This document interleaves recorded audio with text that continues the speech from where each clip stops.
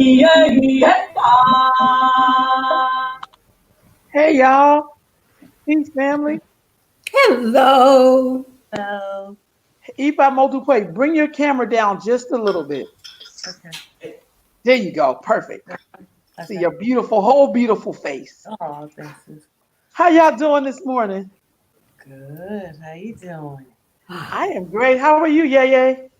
Um, I'm still kicking. I'm good. All right. Well, today we have added Periscope to our lives, Hey.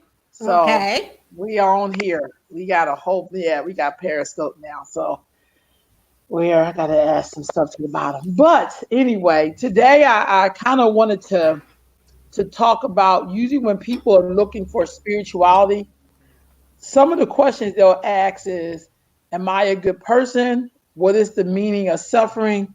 What is my connection to the world around me? Do things happen for a reason? How can I live my life in the best way possible? So usually when people start their spiritual journey, those are some of the questions that come up. Did any of those particular questions come up for you during your journey when you thought about spirituality? Um, yes, they come up from time to time. Sometimes you do doubt yourself. That's just normal or human when things are happening. You sometimes say, I didn't make a contract for this to happen to me or for me to do this to someone else. Well, there he goes. See, I know I didn't put that in the contract. Like right but on, right on. but but the one thing about it, he protects you. That's for That's sure. the job. Yeah. Yep. Did somebody Yes. come up on your house or something? 'Cause you your Yes. dogs be on point. Yeah. I'll go out. I'll mic myself and you go ahead, Ifama Dupwe. Um. Okay. So the question was, did You any want to of know the those question again? come? So some of the things that come up, those 5 questions that I just posed, did any Mm-hmm. of those things come up for you on your spiritual journey? Yeah. Um, Mm-hmm. They do all the time because I have a habit. I'm extremely hard on myself, and so I'm always asking myself, how can I be a better person? How can the I question that I just posed. Sorry, hold on for a minute. Those things come up for you Sorry, on your bam. Spiritual. Go ahead. That's Sorry about that. okay. How can I be a better person? How can I contribute more? How can I even to be a better devotee, better in my relationships with people? I think about a lot about relationships with people because I'm a writer and I like to tell stories. But the stories that I like to tell are about how we interact with each other, our relationships, and some of the things that we don't necessarily talk about, like our expectations, what drives them, what really makes you connect, the different ways that people experience love and acceptance, and all those things. And so I'm always asking those questions of myself and posing those questions in different ways. I think it's a part of our spiritual development. I feel like we spend a lot of time on how to invoke and provoke the power of deities or divine power just in general. But we sometimes, what I've noticed is that less often we teach how that pertains to our relationships to one another. And we all have divinity within us. And so our divine relationships also should be reflected in our relationships with one another, I feel. Yeah, Yeah. The divine in me is seeking the divine in you. I say. Yeah. Right on.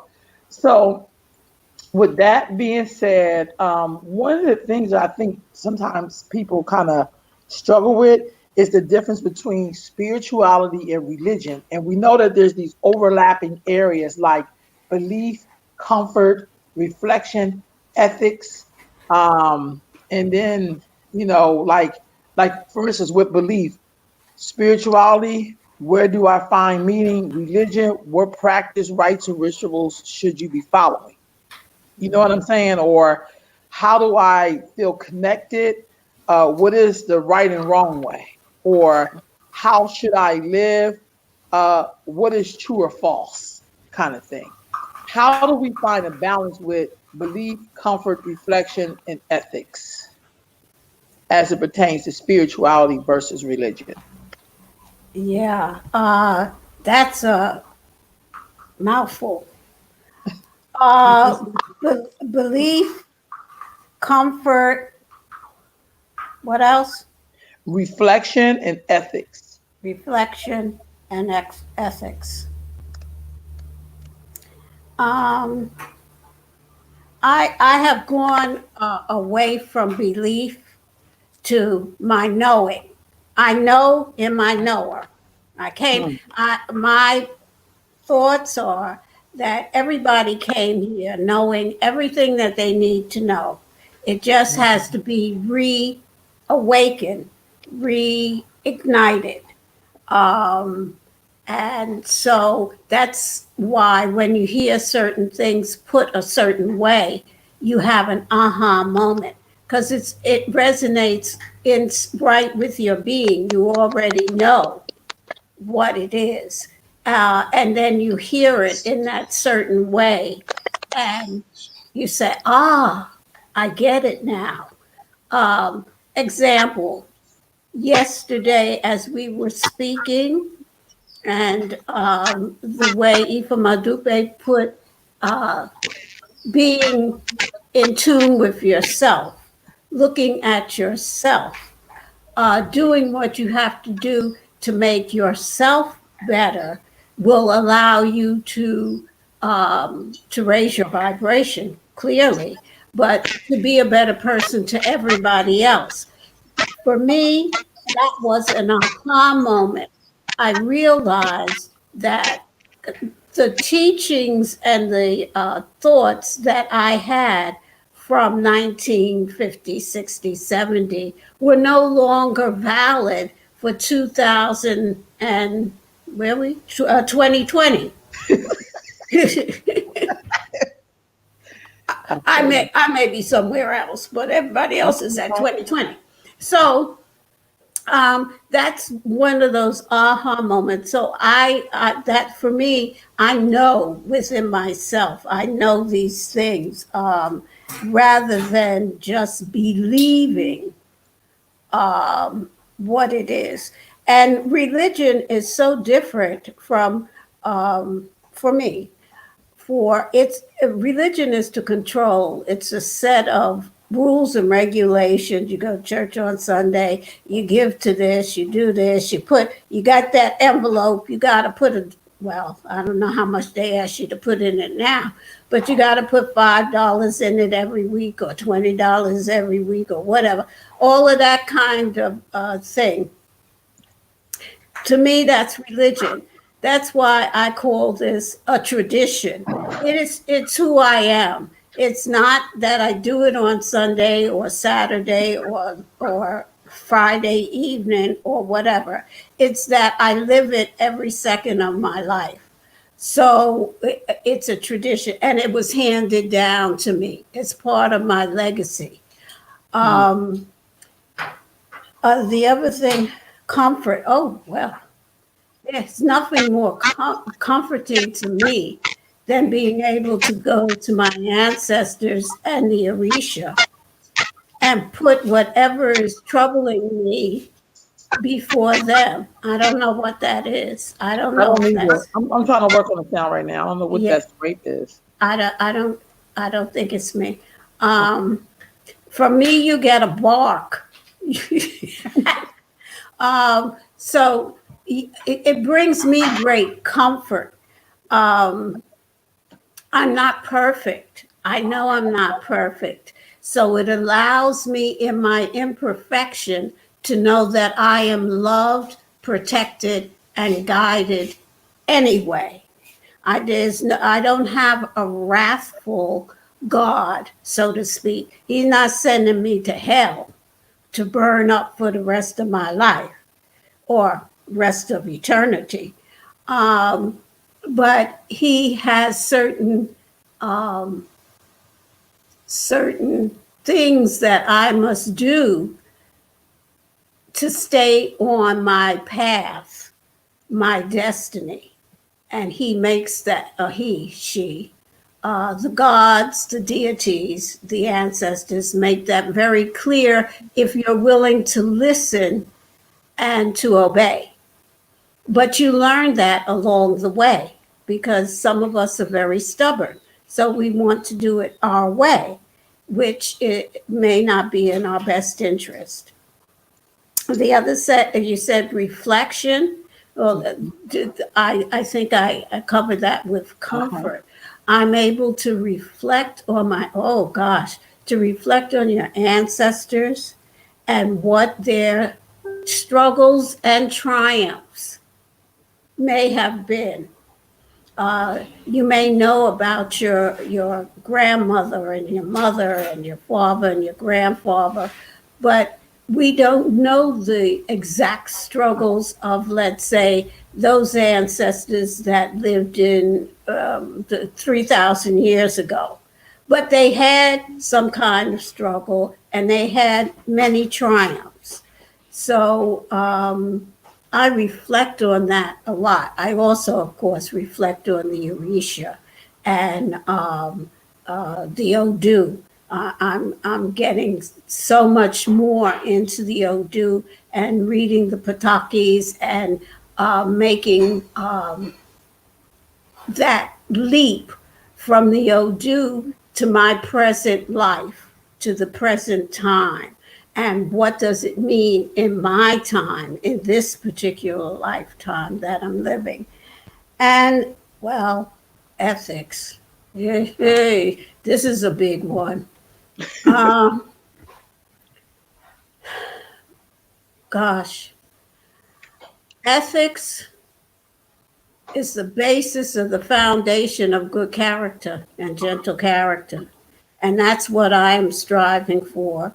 And that's the foundation and basic foundation of the Yoruba way, traditional African system. So if we're not ethical, then we really have to do something about becoming ethical. The ethics is a big question because I'm finding just from conversation with other people in the tradition that ethics are going by the wayside. And I don't know, well, I think the times have a lot to do with it and the way that we have evolved and lost a lot of our morals and ethics. But there has to be a renewal of that. We have to get back to Sankofa. We have to get back to our ethics, being ethical people, doing what we know is the right thing to do. It's not that we don't know, it's that we've brushed all of that aside for money, power, prestige, and the dog. Okay, I pass it on. Anybody, just raise your hand. I have some of you all muted so that I can, control the sound. Anybody? Is that you? Okay. Oh, hold on. All right, go ahead, sis. You said belief, comfort, ethics, and reflection, right? Yes, ma'am. And belief, comfort, reflections, and ethics. Okay, got it. So in terms of religion versus spirituality, I think Ia said it perfectly. Religion is kind of the way that I perceive religion is to be this structure designed to control us. I don't think it has to be that. I think that's what it's been used for. Some people in their spiritual development uh, require that kind of structure that religion brings, or they think they do, and so they're drawn to that structure. But okay, in belief systems for religion, generally everyone gets to do the same thing. And because structure requires agreement in order to stand, so everybody has to agree that these are the guidelines, and then you get into this right and wrong, good and bad area, and everything becomes a part of a duality. The problem with that is when you move into, I'm going to take it out of order. When you move into ethics, right? Mhm. Ethics in spirituality requires personal responsibility, because different from religion, spirituality is the acknowledgement of a relationship with spirit, and that doesn't hold the bias of right and wrong, good and evil. It's based on choice. So it is what you do with that power. The power is inherent, and it could go either way. It's like Eshu. Eshu doesn't have a good or bad, right or wrong bias. Eshu has a bias as to who fed Eshu, who takes care of Eshu, and who goes to Eshu for help. So that creates a personal responsibility on the part of the individual to have their intention in alignment with good character, gentle character. And it then takes it away from this blanket imposition of God on high and the devil down low, and fighting for your loyalty. So that's just one way a lot of religions have that built into their structure, is that there's these two warring forces for your attention, and that there is an element of choice, but there's also this sense of vulnerability, like you're at the mercy of these powers that are not really connected to you. So when you have a situation where God is super far away from you rather than a part of you, then you could say, God did this to me. And then we go into the business of what they say, God created man in his image, and we've been returning the favor ever since, where we start to give God all these human qualities. Spirituality, to me, what I have experienced is a difference in that, where we do acknowledge the divinity within ourselves, and we acknowledge our kinship to deities. We acknowledge that we have images that are the face of Orishas. We give them they have gender, like masculine, feminine, male and female, and we also, but we acknowledge too that the very creator of all things is without gender, is without the bias of good and evil, is without those things, that encompasses all things. And that if we really contemplate the idea of that, we recognize that that which we call Olodumare, or the creator, is everywhere evenly present, because without Olodumare, nothing exists. Everything is a manifestation of an energetic signature, has a sound vibration. This is the science behind African spirituality. And most spiritual traditions, what you'll find is this now connected, there's an interconnectedness of all things, that in religion, most structures of religion could not survive with that idea, because it would be giving too much, that it obliterates the top down power structure. So then your comfort has to come from a different understanding, right? So most religion, well, we use Christianity as an example because that's something that's widespread amongst Black people.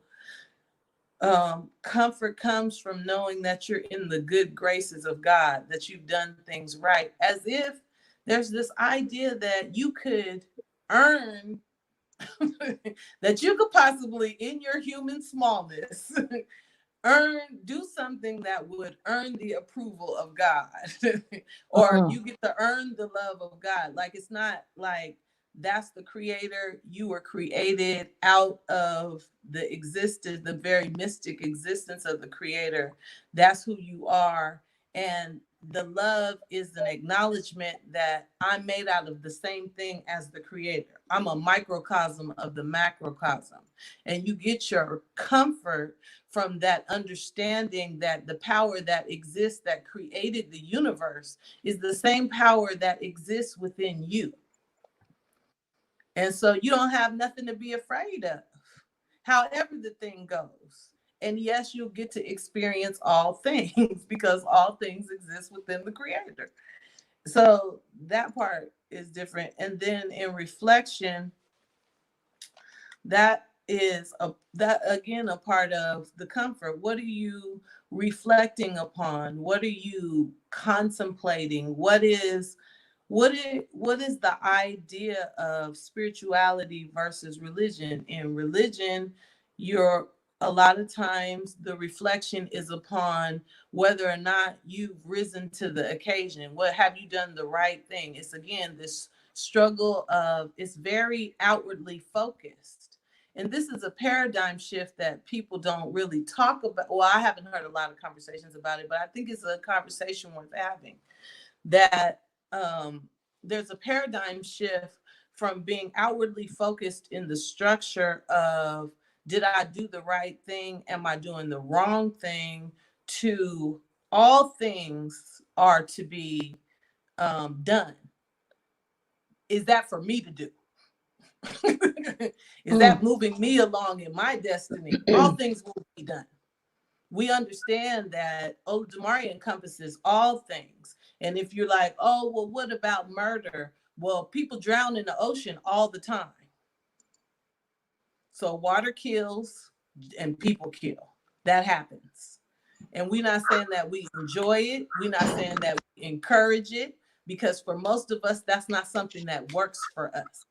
So, and then there's the issue of, is that even an issue of yours? Is that something that you should even be reflecting on? Because does that impact you at all? And are you being about the business of your destiny, really thinking about that? Some people, that's going to be their thing, that they've been charged with that as a part of their destiny. They are advocate. Like you fight for women. That's a part of who you are. That's how you're built, right? You're a child of Oshun, and that is, do you understand what I mean? Where a priest is an advocate of sorts. We are emissaries to be to stand in the gap for people when it's between the seen and the unseen world, and we're trying to get everything to harmonize. That's the work that we do, is harmony and alignment. And so those are the things that we spend our time reflecting on. How do things fit together? How can we get harmony out of a situation that's like mayhem? Like what the situation, we're contemplating these things like on an individual, community, and global level. This is what we reflect upon. And then how do each of the spiritual entities that we form relationships, what part do they play in that? So did I answer your question? Yeah. And what I was thinking, how do we use spirituality in the mix of our mental health? Because right now, mental health is a pretty big thing for a lot of people. How do we, and sometimes they go to the churches Yes. but that don't necessarily mean that's going to heal you mentally. So how can we use spirituality as a form of healing when it comes to the mental things that's happening with some people? Your mental health also is impacted by your spirit. So how can I say this? Your mental health is a part of your physicality, but it's also connected to your spirit, just like the rest of your physicality. So we're not mental health, not every priest is a mental health professional. I do know some priests who are mental health professionals, but not every priest is a mental health professional. So first of all, they can't use the information of your mental illness in order to begin to diagnose what may be the spiritual cause, or see the relationship that's there. Sometimes there are situations where what has happened to you spiritually has impacted your mental health, right? And Mm. then there's a healing that can take place that will also, and you may also need therapy. I've been seeing a lot of practitioners lately say you need to also see a mental health professional. There are times when people get readings and they say, go to the doctor, get a checkup, Mm-hmm. get blood Mm-hmm. work, so that you clear on what it is that we are working towards, eliminating from your body or healing or whatever, right? Same thing with your mental health. Sometimes you need to see a mental health professional. It may just be that whatever you're holding on to, a part of what's holding you back is that you haven't verbalized it. But there's nobody for you to verbalize it that has the training to be that mirror for you, to be the person that you verbalize it with, right? And even some practitioners are not perfect people. Everybody has their area of expertise. So it's some things you can't bring to the priest that is being of service to you at that time, because that may be a trigger for them. And then y'all both end up in a situation. Do you Mm. know what I'm saying? That's It's real not talk. like we're talking about when we're in community. Like, this is the reason why we practice in community, because everything ain't for everybody. And so there are mental health professionals who are also practitioners, and there are practitioners who that's their primary thing, but they just happen to be mental health professionals at the same time. And then there's sometimes you got to get those things in two different places. And Yeah. so I that's a very good question, because it is an issue for us. And we have to begin to sort those things out. Like, I don't think, I understand the idea of Christian counseling. You want the person who is supporting you with your mental health to share your values, right? I Mm-hmm. get that. But there are questions that you can ask that will let you know if the person that's serving you has your same values. That's also true of people in the tradition. It's all types of people who are practitioners, and some of them don't share your values just because they're practitioners. Do you know what I'm saying? There are nurturing environments, there are rigorous environments, there are environments that are very structured with a high level of prejudice, and then there are environments that are more like free flowing and organic in their structure. There's a lot of different. So that's all. In all these things, we have to learn how to find a fit that works for us. If you know that you need the help of support with your mental health, then these are the questions that you can ask. And it's good to talk to the priest that you're working with, and maybe develop some questions that will help you to vet a person that would be supporting you with your mental health, so that there's not a clash of values. Mm. We also have to remember, as priests and practitioners, that we're not there.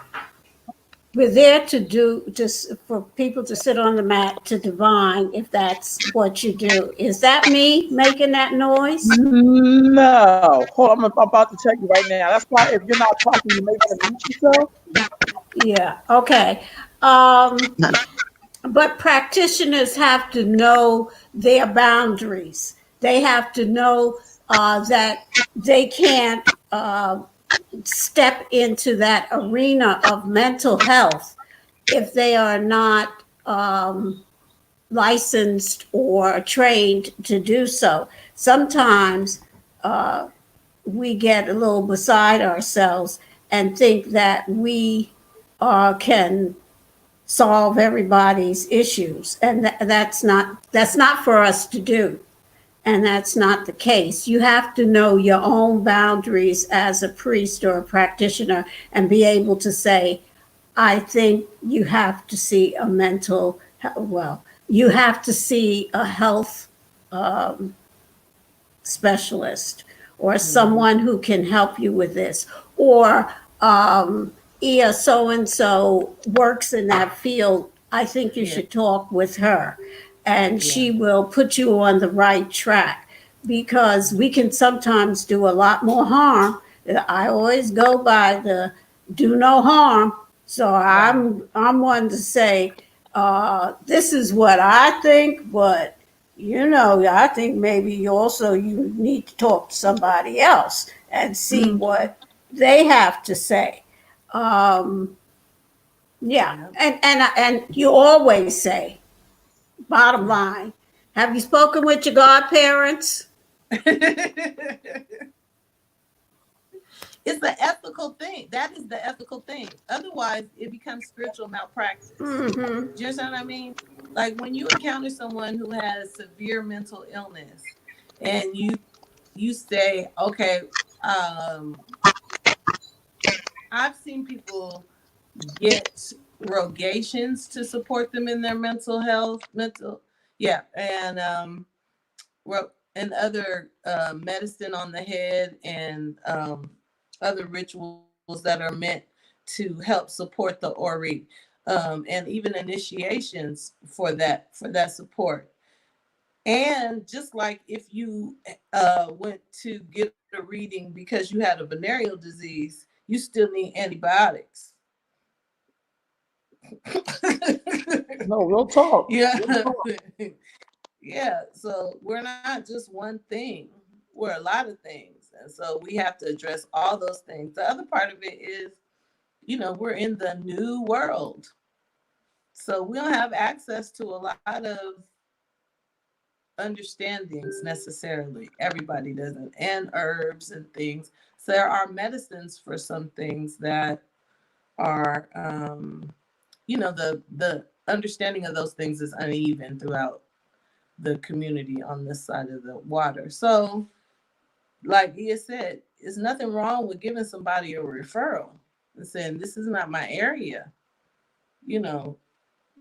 Talk to this person. But it's also important to be able to trust that if it's out of that person's reach, that they're going to make the referral and not just try to be making money or whatever the case may be.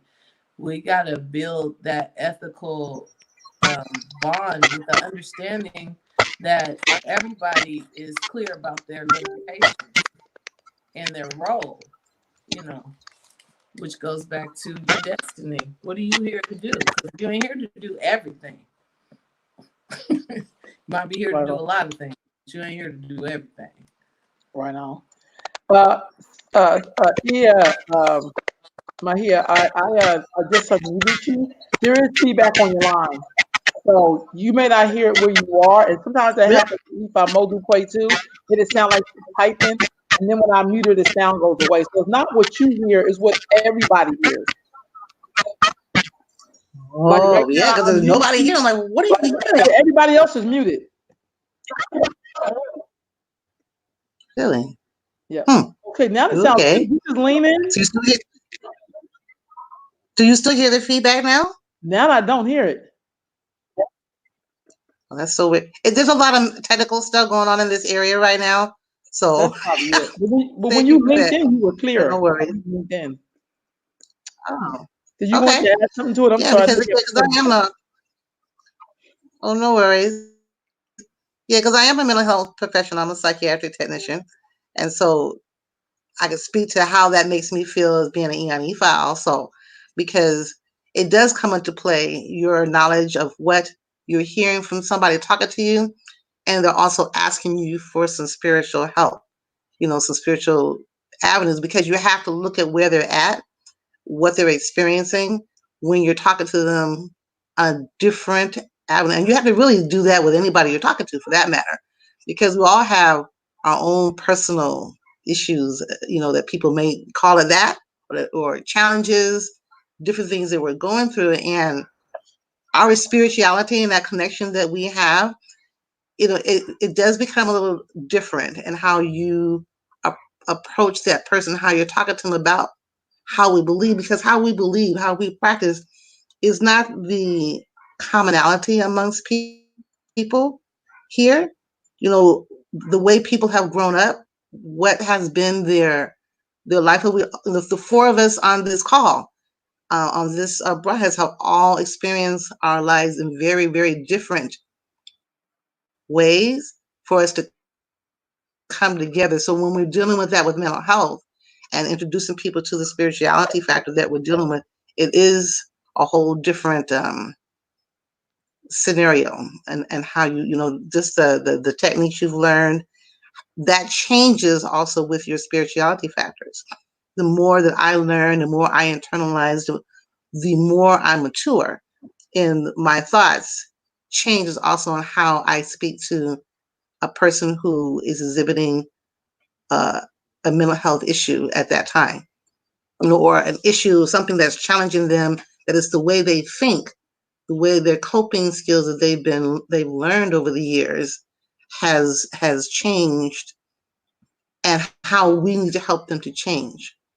So that when we talk about what are we doing as practitioners to help them to change and stuff, what are we doing every day, that prayer comes into play. It's like, and what does that mean to us? And we can't necessarily use that word when you're talking to someone who is experiencing a mental health issue at that moment, because of it means different things to different people.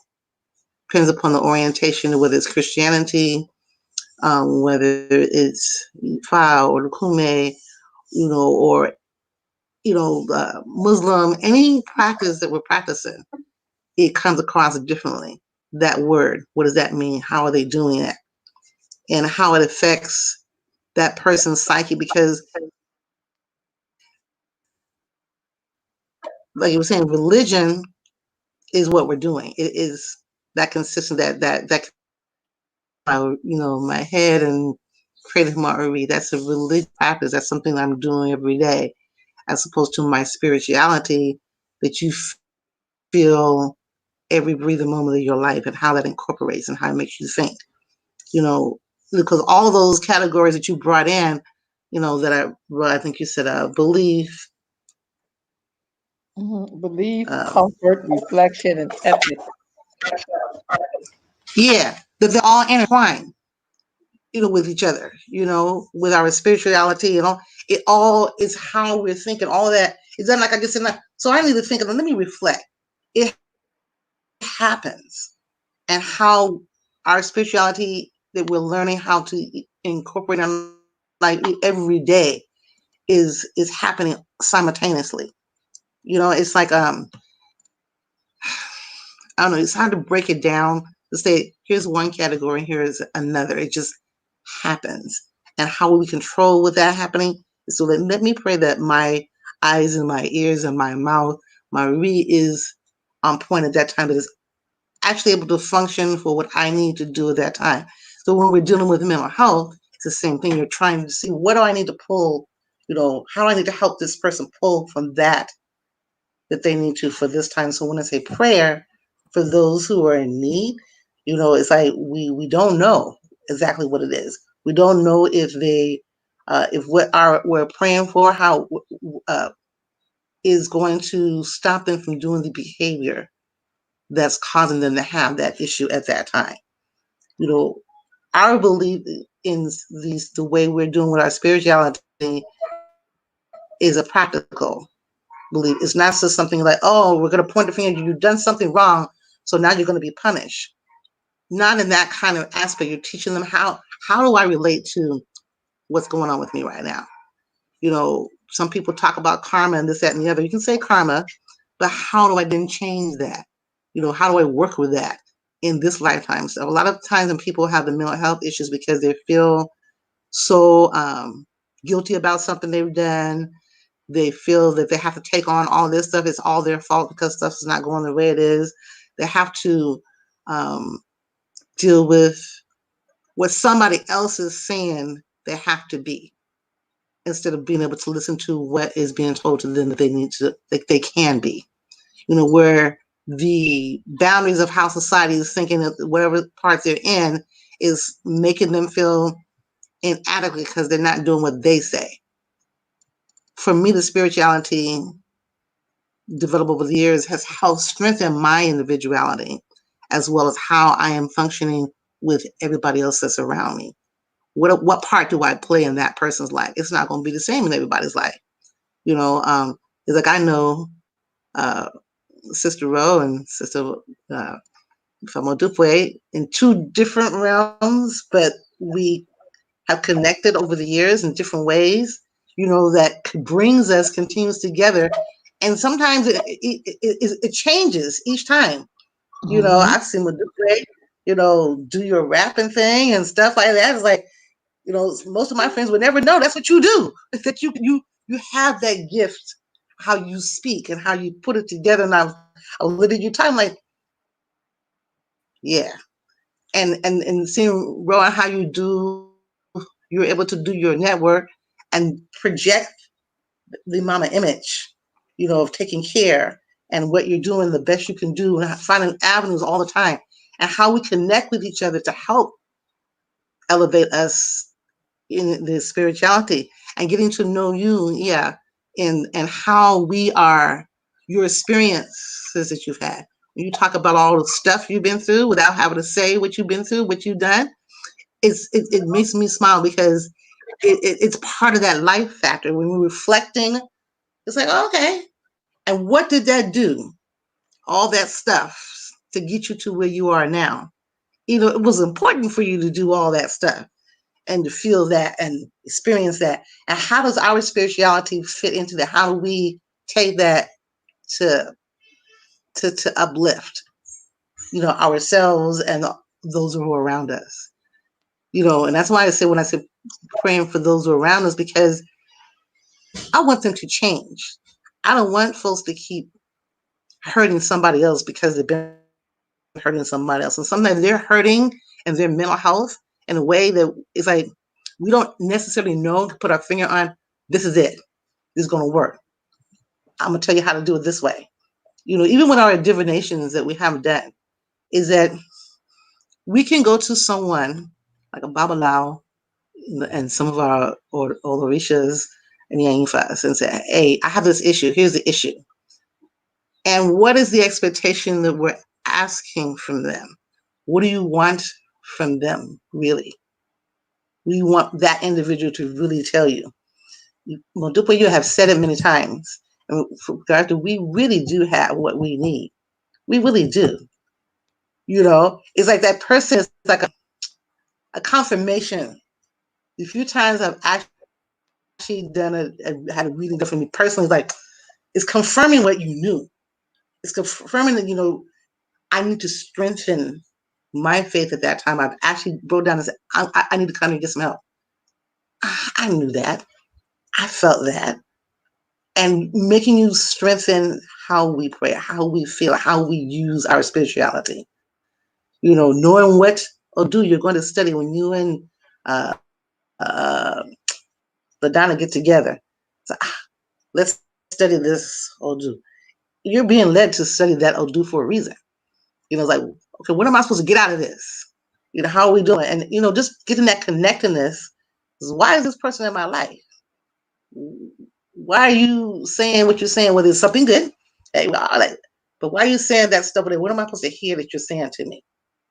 And reflect about it later on, So I don't want to keep talking and talking. No, you're good. You're good. I just think that I understand what you're saying, but I also think we have to really practice mutual respect. Now, I understand that you just explained something that you felt from yesterday, but the flip to that is everybody ain't rolling like that.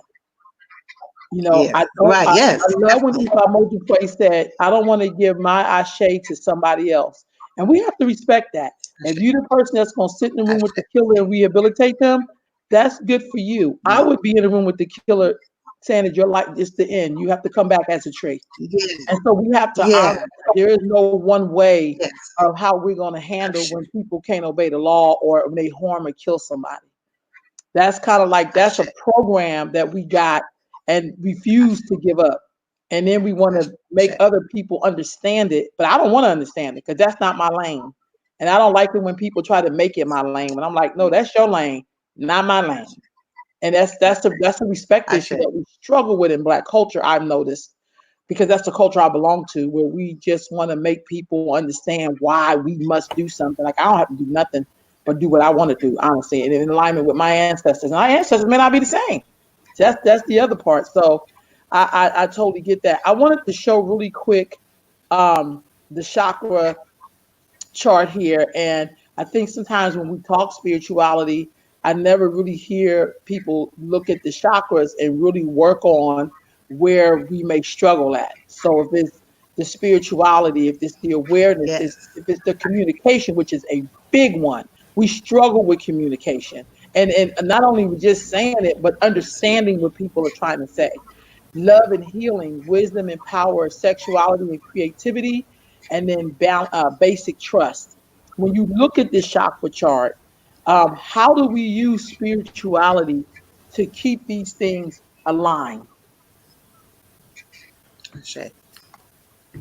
Where you get these questions from today? You coming with your guns out, cocked and ready. Now, I've been working on the last because of my nana got me working on my chakras with the tunings and yes, she the bomb. Like she the bomb. But it did make me reflect on even when we're struggling that we don't even look at those centers of us. Like when we are not aware of certain things or how do we align ourselves in our spirituality? Because when we're talking about, I remember once having a conversation with somebody and we were talking about the abuse that women experience in traditional spirituality or religious stuff. It has everything to do with these balances right here. Like, why would somebody want to mess with your sexuality and creativity? Yeah. Why would we want to make you not aware of something? Why do we masquerade spirituality with religious practice and purposes to control people? Like stuff like that. Now, and it made me think of the chakras. The heart, the throat, the crown, the solar plex. Yeah. Go ahead. This is really good because Go ahead. I was just going to say I love the chakras. I love working with my chakras. There are certain Odu that coincide or tell you or related to certain chakras. So this is a really broad and good question, and I'm glad that you asked it because I think it's a road that we need to see how these things interconnect because we're not just one thing or another. All of our mental, our physical, our emotional, and our spiritual selves are all one. And when one is out of alignment, then everything is kind of off kilter. Not kind of, everything is off kilter. And so the same with our chakras. When one is out of alignment, when one is, these are energy places within our body. And we have more than 7 chakras, really, but we're talking about these 7 main chakras. And they're energy wheels within. And they need to be in tandem. They need to be moving in the right direction, all with one another. And when one is off, then everything is out of balance. and we have to bring those things back into alignment. Some of us our crown chakra is in really good shape, but our root chakra is all messed up.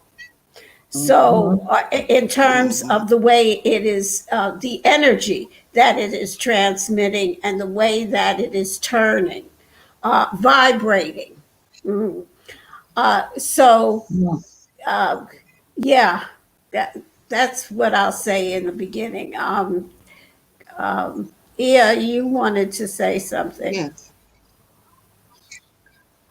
Yes, we've worked with chakras, and one facility in particular that I worked with, one of the sisters out of the Bay brought the concept of chakras into the mental health facility, and it really, really worked. We had a rare opportunity at that place to do. We had the chakras, we had meditation, we had incense going, we had everything that we could possibly put into this place, and it was an adolescent treatment center, and it worked. Corporate structure knew it worked. We were able to take all of these aspects and reduce the amount of medication that a child had to have. And corporate came up to see what were we doing. Everything that was spiritually oriented, had that spiritual connection, they made a way to try to stop that. They said my incense was set off smoke alarms. It never did. The meditation, they changed it. The Tai Chi, they changed it. All those things that we were incorporating to align with what is natural and what can be done to clear and help with mental health. Corporate said no, and they shut it down to the point they thought they could. Everything that we started doing after that had to go under because we knew what was working to help with the children. So yeah, the chakras and all of that alignment, all of these different avenues, they work with each other. When you're saying, and Sister, in regards to the different paths and stuff, because when we worked at Stanford, the mental health, the regular nurses, the vacation nurses, they would stop at the door and not step onto the psychiatric unit. And the psychiatric people, we got all over to the other side because there were things in the medical field that they couldn't hang with. So for me, the spirituality helped me to be able to step into that realm. To be able to say, okay, I'm okay with this part, but I also had to learn how to do the physical stuff too. So with the psychiatric license that we had, the psychiatric technician, they taught you the physical aspects too. So when I've also been told at some point when we're doing a divination, say you're being sick, you want to go and ask about to help you. Say, well, what are you sick with? Sometimes they will tell you go to the doctor and see what does the doctor say according to your symptoms, is happening with you. The spiritual part of that we can also look at what you're also doing with your life when you talk to each other. So what's happening? Are we eating right? Otherwise, what's the point of us saying that we're going to eat this way, to help us? My eating right and your eating right may be a little bit different. I might be, intolerant to something that you are eating. And everybody says, hey, let's put olive oil into all these different things. I'm allergic to the olive tree, so, knowing yourself. Also, when we're dealing with what we're dealing with, it's real important. We have to know ourselves. I also want to say this is, and I hear what you're saying, but I think one of the reason why I like doing these conversations, I don't care what other people think. We're trying to help people have answers to how to utilize this stuff. We are the only people who will tell you when somebody say ain't right instead of saying, look, when Ia was telling me the other day, or Nana Masa was teaching me how to use the pitching forks, I never once stopped and said, oh, I don't know, that way may hurt my ear. We just try it. If it does work, it works. If it don't, it don't.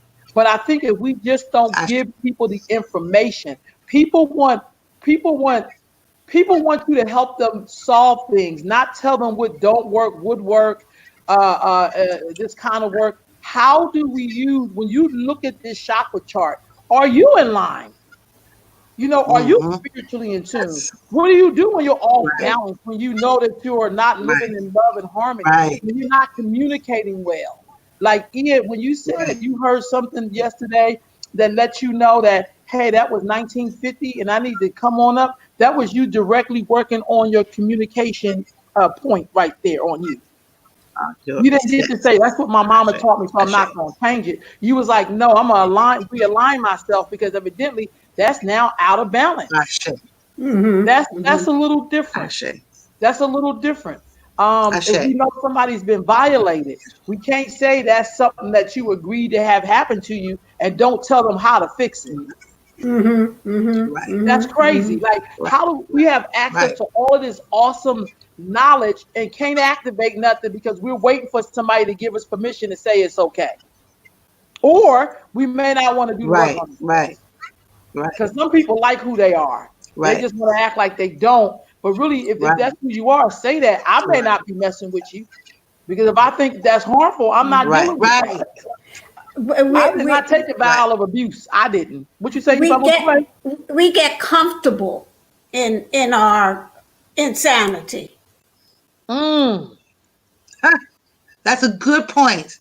Yeah. Very good point. And you are so correct. Yes. Yes. It's If a I'm good point. you, And that's you yeah. if I'm you were trying to say something. I'm sorry. Did I mute you? Uh-oh. I don't think I did. Hold on, sis. Yeah, my computer's moving slow. Okay, hold on. Let me go to. Okay, I'm unmuted. I think that's a great question. Why would what who why would someone be benefited by your chakras being shut down? Any one of them, or like, but I want to just play with the question a little bit. Like, what do we have to gain from making sure that each of our chakras are in alignment? Like, how does that empower us on a spiritual level so that we can show up in the world differently? You know what I mean? So in Ifa, we say often that the head leads the body, meaning the crown chakra would be the director of all things, right? Because that's the first place the download is, when you download information from your divine twin. So you have, but in order for the head to lead the body, like all those things have to be lined up and connected so that when I move, you move, that type of situation. So it it is definitely, this is a wonderful, I love this idea because every chakra is connected to other chakras in ways that when they are aligned and working together, like you get to see evolution happen in your life. You get to see evolution happen in your thoughts and ideas when you can see clearly, right? When your third eye chakra is aligned with your sacral chakra and your creativity, then you are more focused and clear on what you're creating, and your ideas come together in a way that then when your communication chakra, your throat chakra is in alignment, that then you can express that in a way that allows people to really understand and resonate with that connection. But also the heart chakra gives you the compassion and the understanding of how to make it nurture and feed people. You know what I mean? Yourself and others. You can drink and pour at the same time.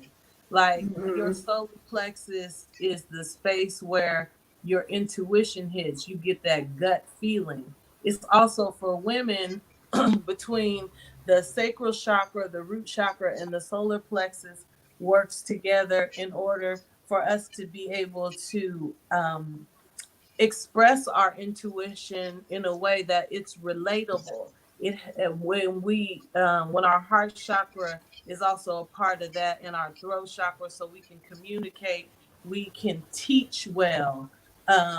We can see with our third eye chakra what needs to be taught. Our crown chakra is the receptor of that wisdom, and we process that through our whole system in order to be able to push that wisdom out in a creative way according to our own destiny. These are the things that, yes, it benefits those that would try to hold us back, when we are not in alignment, because this is how our power works. I always say heart and mind, like I'm a super simplifier. You know what I mean?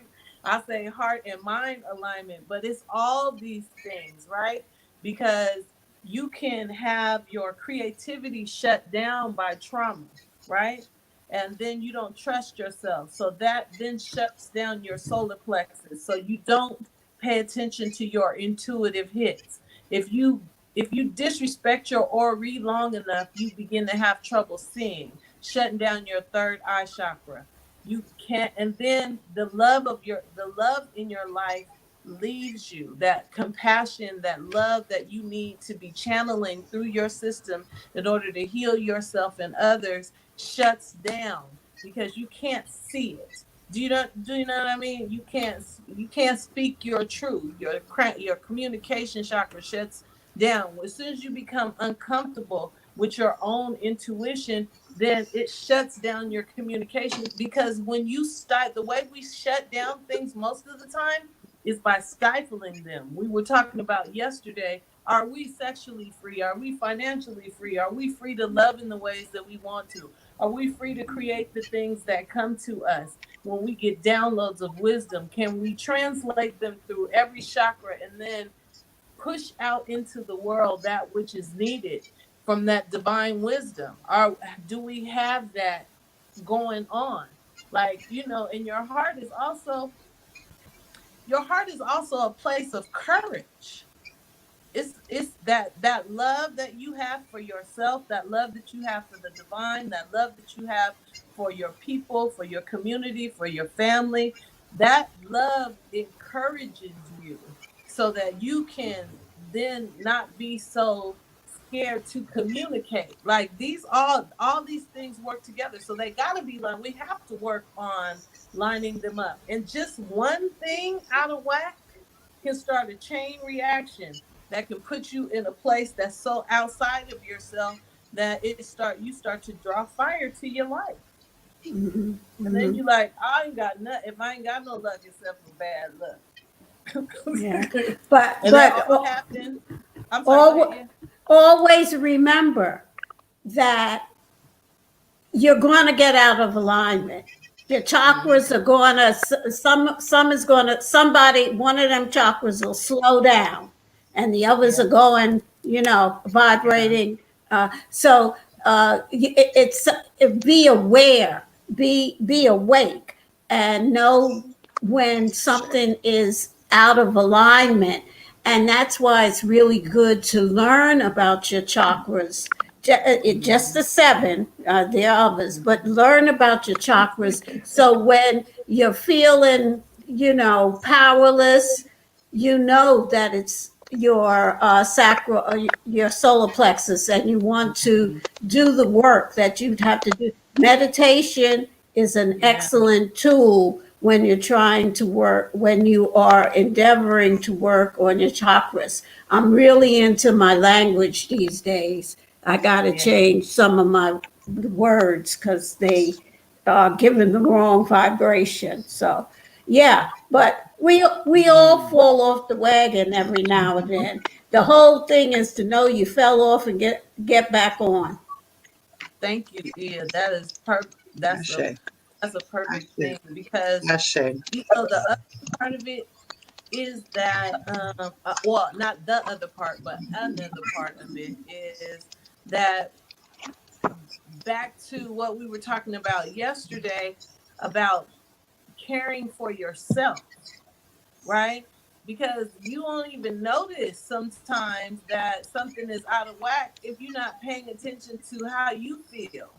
You're not paying attention to yourself if you're not, checking in with yourself. Like you said, meditation is a great way to then there's a disturbance in the force. That was corny as hell, but I had to say it. It was good. It was good. It was perfect. Something ain't right. You know what I'm saying? You're not having, look, anytime your reaction to something surprises you, that's an indication that something is out of whack. Like, you're driving in traffic, somebody cut you off, and you really ain't the road rage type, but all of a sudden you like, you want to fight? You want to fight? Come on, Nick. You know, I'm using that example because that happened to me the other day, and I was like, ooh, somebody's head is kind of hot. Because you know, when you find yourself having a conversation and you sitting outside of yourself, I wanted to bring up the idea of the witness, as many spiritual traditions have this idea. In Ifa, Orumla is the witness of creation, right? And this is also, it's a part of the structure of divination, the way divination is taught, that you are witnessing creation. And so in the process of divination, you're giving information about where you are right now, but also within the context of beginning and end of this life that you're going to be in earth, and also your spiritual continuum as a divine being.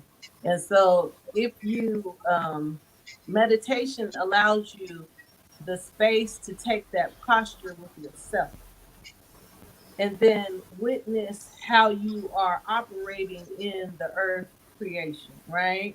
So you, as you really get deeper and deeper into your meditations, there's more for you to understand about yourself. Like, we have to be our own first priority. We have to care for ourselves, because even in the process of trying to help others or be of service in some way, in any capacity, devotee, practitioner, whatever, or even in the community, or however you are of service, um, if you have a really bad misalignment and everything's out of whack and at different vibrations, then sometimes the information you're giving is not as clear as it could be. It's not going to be as impactful and as effective as it could be. So that's your first work, is lining yourself up so that you are communicating clearly, like you in integrity. It knocks you out of integrity when you can't be a reflection of that which you teach. If you're saying this is the truth, and you are then not being a reflection of that truth, then your integrity is out of whack, and that's an energetic disturbance that will cause people to not be able to absorb what you have to share, or what you came here to bring, as well as they could be. That's real talk. Well, y'all, it's Ashe. 10 after the hour. Yeah. That was a good one. Yeah. I can tell you what I'm going to do. I'm going to get into my books, and because there are relationships between chakras and certain other things. So I want to refresh my mind. Yeah, I got to tell y'all. Yeah. So I guess maybe you might notice, as you get older, it's harder to pull that stuff from back here up here. Jeez. Right on. Yes, ma'am. Yes, ma'am. Yes, ma'am. Man. Trust me. You better write some notes. As I go through, yes, ma'am. Mm. I have so many notebooks. But I really appreciate this conversation too, because I've touched on chakras in my life, and that place I was brought up, that was the most I got closest to chakras. I never really delved into really understanding them or understanding them. So you're giving me some homework to go check on and look at notes and read some more stuff. Yeah. So thank you Thank you, Ro. for the Thank way you you. explained it, from the way that really helped. That explanation really helped me to understand it from a way different perspective with Chakra Soul. So yeah, I'm going I'm another just roll going to now. I'm going to throw one more wrench into this pie. All right, throw it in there. How do the Okay. 7 chakras relate to the 7 universal laws, or the Hermetic law? Yeah. What's the connection with each Yeah. chakra and those. Now you can see the gender one, but what about the Yeah. others? Yeah. Go right Ashe. on. hmm Hmm. This is gonna be Okay. fun. Something new to check out. It is. Boy, Yeah. I'm gonna miss tomorrow. I got bees on. Shoot. This is jive. This is Hey, jive. that's what's up. Yeah. Thank you. Yes, I'm loving this conversation, Yeah, sisters. I love it. Thank you. Thank you. That's what to Thank do. you. That was an awesome. Yeah, well, Ashe, Yeah. Ashe. All right. I think tomorrow, y'all, we will have a guest. I know we may have two more guests tomorrow to add on to this beautiful cipher. Oh, Um, good. and so this will be good. I'm excited. One of them is a oldie but a goodie. So Mhm. I one Queen Mother is coming back in to hop on with us. And then Good, good. it's a new sister that's coming on. So I'm very, very, very excited. So the next 2 days we'll have guests. So. But this was a great conversation. Ashe. Spirituality, we're breaking down those 7 PowerPoints. And I would like to know, we ain't doing this right now. I'm gonna keep that graphic because I love the way that graphic looks. How some of these reaches are the natural causes of things fit into those chakra areas. Yes, yes, yes, yes. And that'll come through the old dude. Mm-hmm. You know how like somebody drop a bomb and they do the look on you like, child. All right, y'all. I'm about to get us up out of here. So tomorrow we'll be back on, and I'm so excited. I love these conversations. They really help to keep me grounded for real, because I could be kind of crazy a little bit, just a little bit, not a lot, but a Ashe. little bit. So, y'all, Okay. we get ready to get up out of here. Okay. Hold on, y'all. Hold it. Heard the Bye. fan. Okay, no double.